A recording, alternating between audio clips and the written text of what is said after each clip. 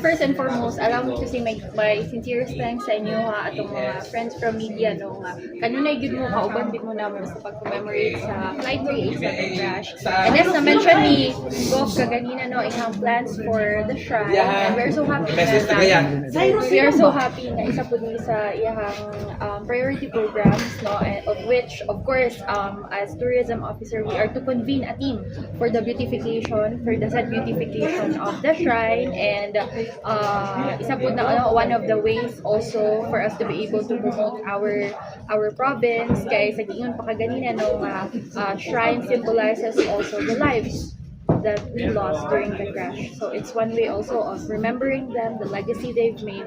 In muna siya, we are to beautify the shrine.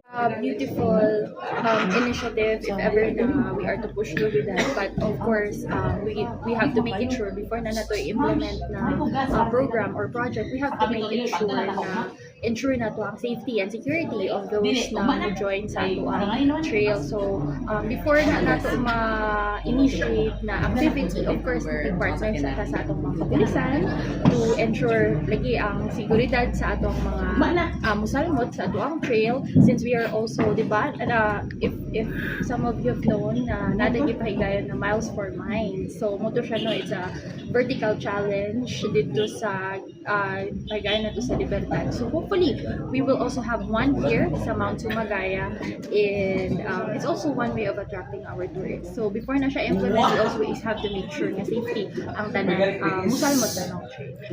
Change the title of the shrine because again this goes beyond politics, no? As you can see, very generic, Cebu Flight 387 shrine. So whoever seats as the governor, di pa nato yung butangan og color ang ato ang shrine because it's for everybody to commemorate.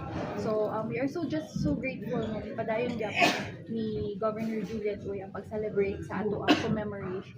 So I don't think that there is a need for us to change kay mas dali man ma-identify, 'di ba? For an ordinary citizen ang shrine if we do it that way.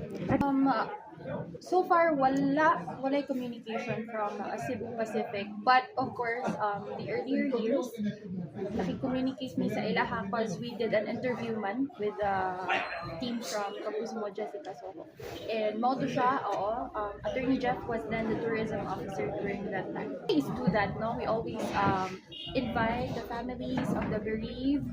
It's just that siguro there is a change of time karon, no? Medyo mas late na to, around 10 a.m. ang ato from the usual.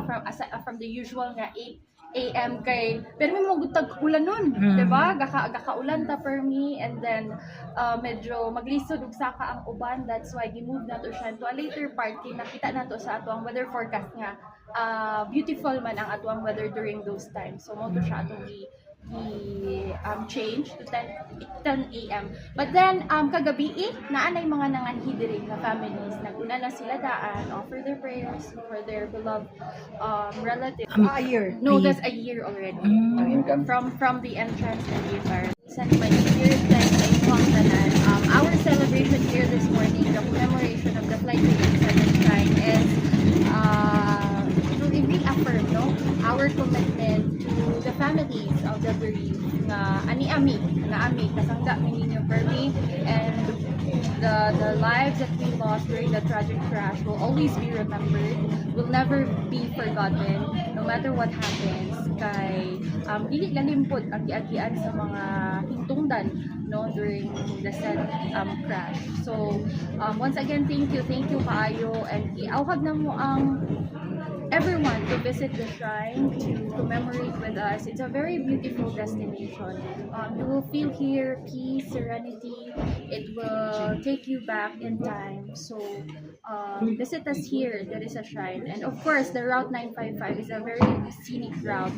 So dili lang ang shrine na inyo makita, aduna pud mo'y pwede bisitahon ng mga coffee shops along the way, the Claveria View Deck, restaurants. So Route 955 is actually one of the booming, no, nga spots here in Misamis Oriental. So come here and experience the unique beauty of Misamis Oriental.